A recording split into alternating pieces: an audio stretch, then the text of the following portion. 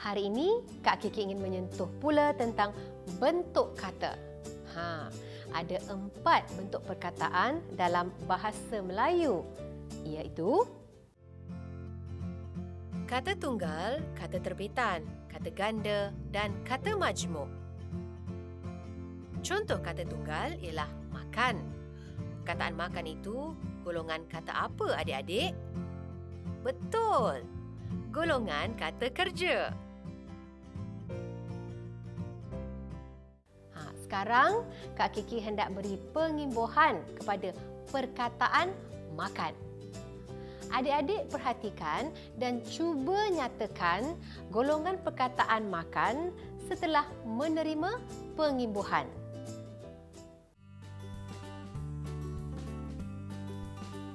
Makan, memakan, dimakan, makanan, pemakanan, pemakan. Betul adik-adik. Makan, memakan dan dimakan ialah golongan kata kerja. Makanan, pemakanan dan pemakan ialah golongan kata nama.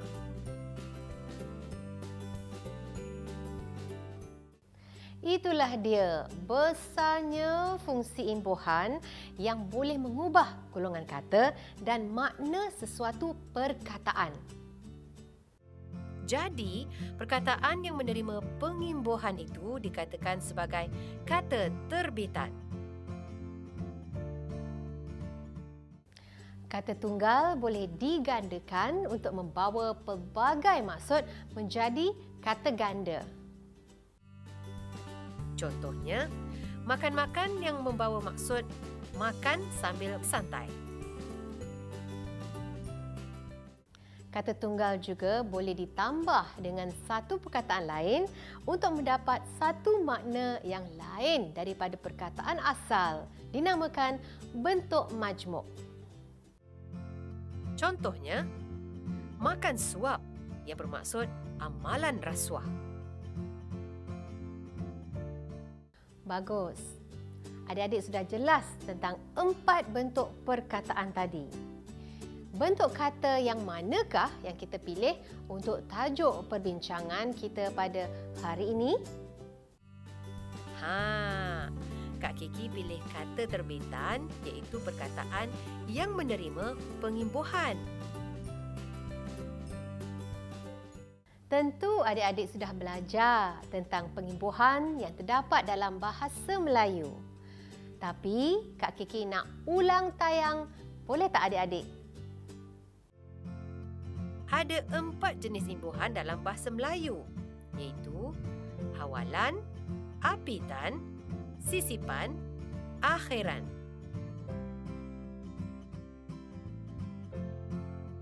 Hawalan ditulis, mewarna, berjalan, terjatuh, sebesar, juruang, prasekolah. Apitan, penulisan, perjalanan, mewarnakan, kejatuhan, diajarkan, dimungkiri. Sisipan, gemilang, gemerlap, selerak, seruling, kemuncup, gerigi, sinambung.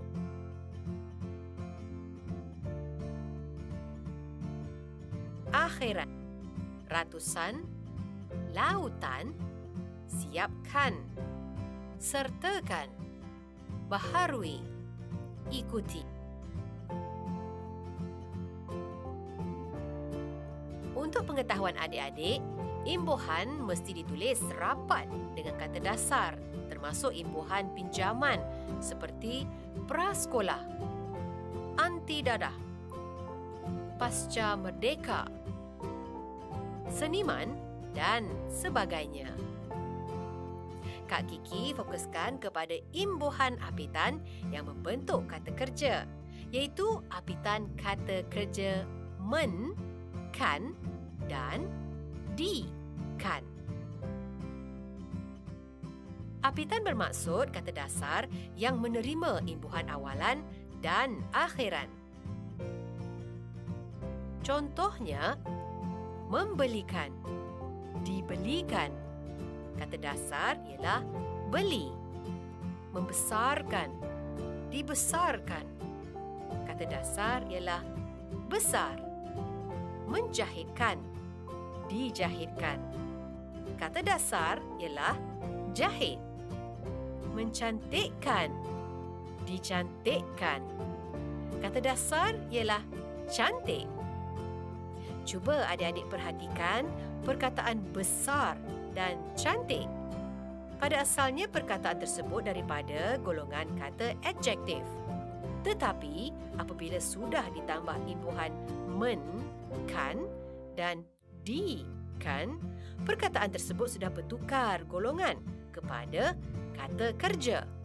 Jelaslah bahawa perkataan yang menerima apitan men, kan dan di, kan membentuk kata kerja. Adik-adik, men itu bermaksud me dan keluarga, iaitu membentuk imbuhan me, mem, men, meng, menye, menge. Penggunaan imbuhan itu bergantung pada huruf pertama atau huruf awal kata dasar.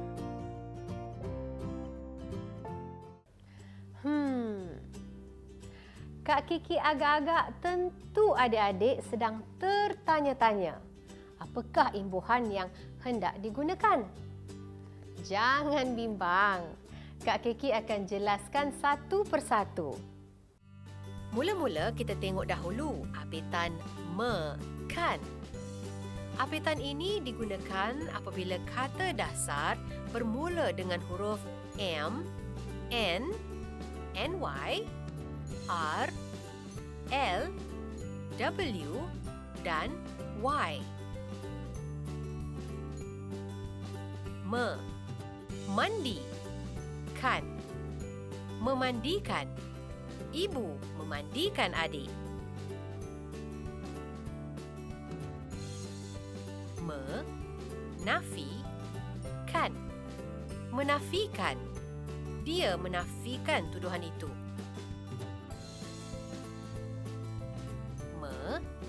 Nyanyi, kan. Menyanyikan, penyanyi menyanyikan lagu rancak. Meranap, kan. Meranapkan, angin ribut boleh meranapkan rumah-rumah.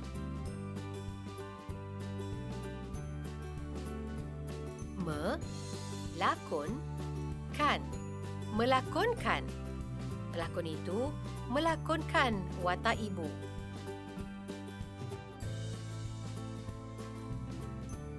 Mewarna, kan. Mewarnakan, adik mewarnakan gambar bola.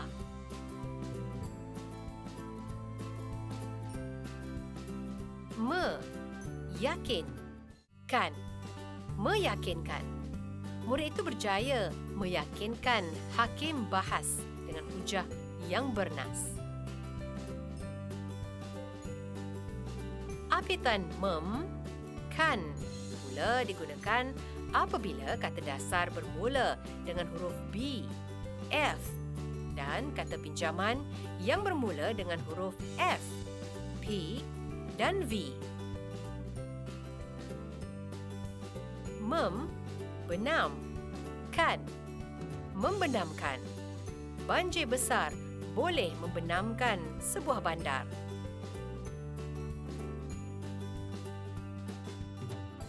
Memfatwa, kan.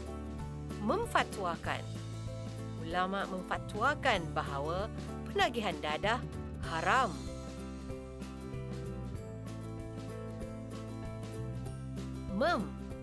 Popular, kan. Mempopularkan, mereka mempopularkan makanan tradisional.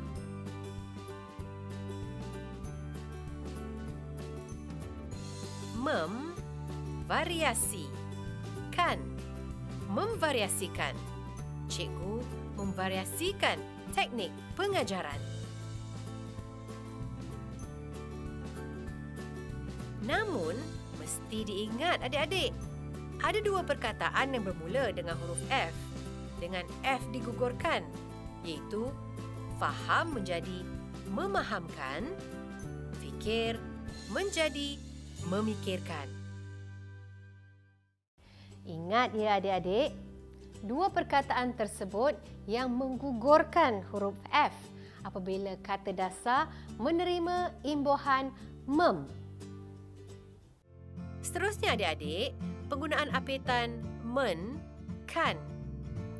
Apitan ini digunakan apabila bertemu kata dasar yang bermula dengan huruf C, D, J, SY, Z dan kata pinjaman yang bermula dengan huruf T, S.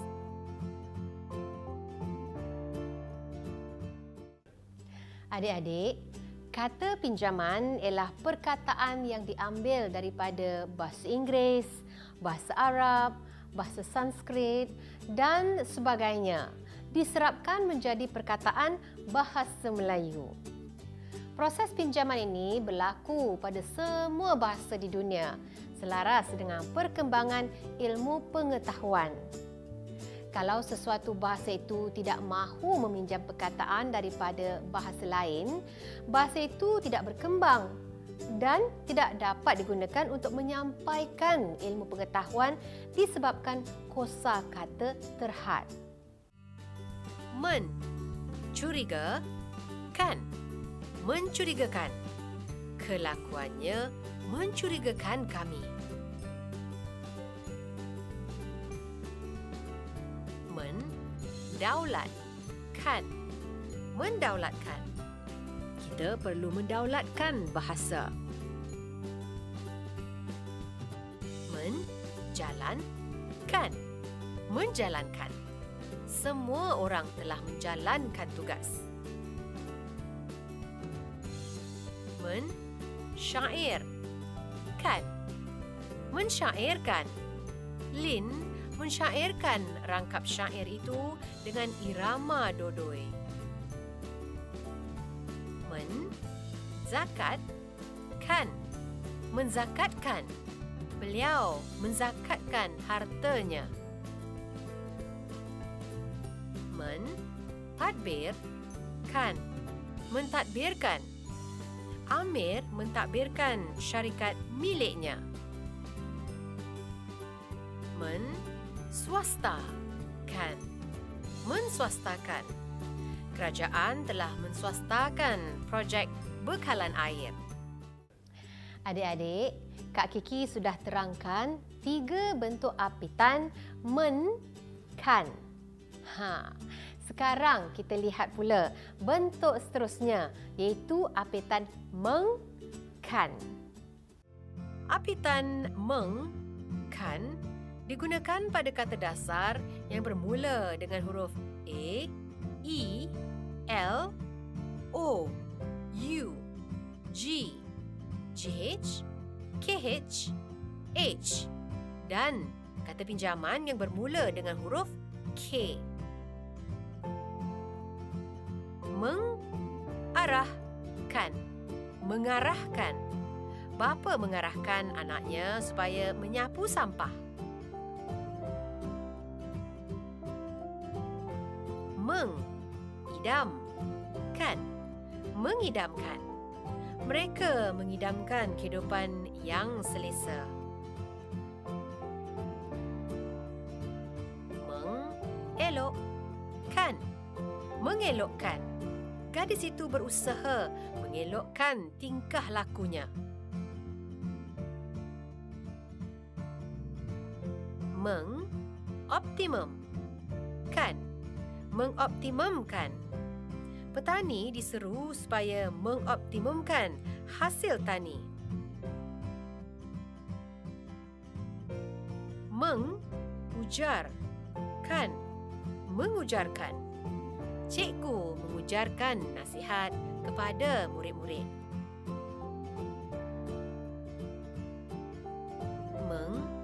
gagah, kan? Menggagahkan. Walaupun sakit, ibu menggagahkan diri demi anak-anak.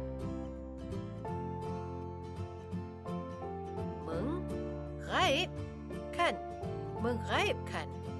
Penjenayah sudah menggaibkan diri. Menghairankan. Menghairankan. Perangai peliknya menghairankan orang ramai. Mengkategorikan. Mengkategorikan. Pustakawan sudah mengkategorikan buku-buku mengikut jenis. Menghayalkan. Menghayalkan. Dia tersenyum sendirian apabila menghayalkan keindahan kampung. Seterusnya, adik-adik, penggunaan apitan menyekan. Apitan ini digunakan pada kata dasar bahasa Melayu asli yang bermula dengan huruf S. Huruf S mesti digugurkan. Ingat ya adik-adik, perkataan yang hurufnya digugurkan hanya melibatkan perkataan bahasa Melayu asli. Untuk kata pinjaman yang bermula huruf S, perkataan itu menggunakan apitan men, kan dengan mengekalkan huruf S seperti perkataan struktur menjadi menstrukturkan yang telah Kak Kiki jelaskan tadi. Menyusutkan. Menyusutkan. Musim kemarau panjang telah menyusutkan pendapatan petani. Menyusahkan. Menyusahkan. Jangan menyusahkan ibu dan bapa kita. Cuba adik-adik sebutkan perkataan lain yang bermula dengan huruf S. Kemudian tambah apitan menyekan. Sakit, sapu, semak, suruh, susun dan banyak lagi. Sukar jadi menyukarkan. Sudah jadi menyudahkan. Cuba pula adik-adik sebut perkataan sia-sia dan tambah apitan menyekan. Tak boleh? Betul. Perkataan sia-sia ini terkecuali. Sia-sia menggunakan apitan men-kan dengan mengekalkan huruf S. Sia-sia jadi mensia-siakan. Yang terakhir ialah apitan mengekan. Apitan ini digunakan pada kata dasar yang hanya satu suku kata. Contohnya, mengehatkan. Mengehatkan. Din mengehatkan perbelanjaan hariannya. Mengesahkan. Mengesahkan. Cikgu mengesahkan sijil lahir muridnya. Tetapi perkataan pinjaman yang hanya ada suku kata seperti klik, klip, klon tidak menggunakan apitan mengekan. Perkataan itu menggunakan apitan meng-kan, mengklipkan, mengklikkan, mengklonkan. Adik-adik, Kak Kiki perkenalkan suatu hukum yang Kak Kiki namakan sebagai Hukum PTKS. Apakah hukum itu? Apabila men bertemu dengan 4 kata dasar bahasa Melayu asli yang bermula dengan huruf P, T, K S. Huruf-huruf pertama itu mesti digugurkan. Itulah dia hukum yang wajar adik-adik ingat, iaitu hukum PTKS. Me dan P menjadi mem. Contohnya, memayungkan. Kecuali perkataan peduli menjadi mempedulikan dan perkataan perkasa menjadi memperkasakan. Me dan T menjadi men. Contohnya, menakutkan. Kecuali perkataan tertawa dan ternak, huruf T dikekalkan. Mentertawakan dan menternakkan. Me dan K menjadi meng. Contohnya, mengeluarkan. Me dan S jadi menye. Contohnya, menyukarkan. Untuk membantu adik-adik, Kak Kiki paparkan jadual ini. Me jadi mem. P payung. Kan memayungkan. Me jadi men. T takut. Kan menakutkan. Me jadi meng. K keluar. Kan mengeluarkan. Me jadi menye. S sukar. Kan menyukarkan. Huruf awal PTKS ini tidak digugurkan jika perkataan itu kata pinjaman. Contohnya, proses jadi memproseskan. Tasbih jadi mentasbihkan. Struktur jadi menstrukturkan. Kategori menjadi mengkategorikan. Sekarang kita lihat pula apitan di, kan. Apitan ini mudah sahaja, iaitu apitan yang bergabung dengan kata dasar untuk membentuk kata kerja pasif. Ingat tak, Kak Kiki sudah bincangkan pada episod yang lalu tentang kata kerja pasif? Contohnya, di, arah, kan, diarahkan. Murid diarahkan oleh cikgu supaya menyiapkan tugasan. Di, buku, kan, dibukukan. Pengalaman hidupnya sudah dibukukan. Di, cantik, kan, dicantikkan. Rumahnya sudah dicantikkan. Perkataan buku dan cantik ialah golongan kata nama dan adjektif. Sudah bertukar makna dan golongan kepada kata kerja setelah menerima apitan di, kan. Itulah dia konsep kata terbitan. Episod kali ini agak panjang. Yang penting adik-adik jelas tentang konsep apitan men, kan dan di, kan. Sekarang Kak Kiki hendak uji adik-adik dengan soalan kuis. Adik-adik beri markah untuk diri sendiri. Markah 19, 20, kategori cemerlang. Markah 16 ke 18, kategori baik. Markah 11 ke 15, kategori sederhana. Markah 10 ke bawah, memuaskan. Usaha lagi, masih ada potensi. Adik-adik, tandakan sama ada betul atau salah golongan, kata dan perkataan berimbuhan yang dipaparkan. Ada 10 soalan dengan 2 jawapan bagi setiap satu. Markah penuh 20. Sulit. Kata adjektif. Mensulitkan. Cat. Kata nama. Mencatkan. Papar.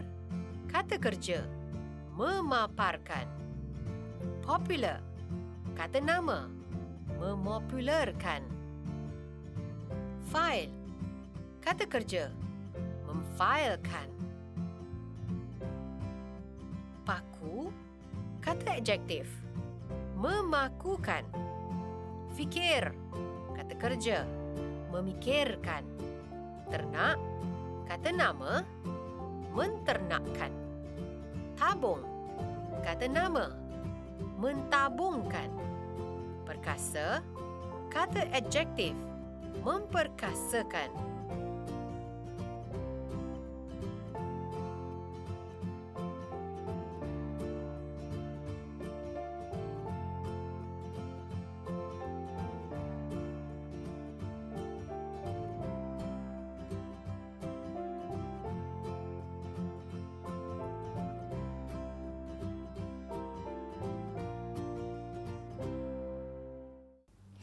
Kita sudah sampai ke penghujung pertemuan. Sebelum berpisah, Kak Kiki ingin bacakan cerita seorang rakan yang menulis surat kepada Kak Kiki. Tambahkan apitan men, kan dan di, kan pada perkataan yang bertanda. Sebagai ketua keluarga, ayah telah jalan tugas dengan baik. Ayah beri sesuatu yang terbaik untuk ibu dan kami adik-beradik.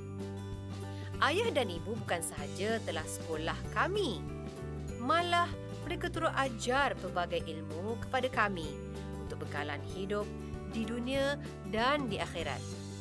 Kami manja oleh mereka. Setiap hari kami arah oleh mereka supaya tunai tanggungjawab sebagai anak, murid sekolah dan warga negara Malaysia. Mereka sentiasa pasti bahawa kami mematuhi jadual dan peraturan. Kerja-kerja bersih rumah turut masuk dalam jadual harian. Ibu berkata bahawa tugas itu berupa latihan tidak formal yang diperoleh di rumah.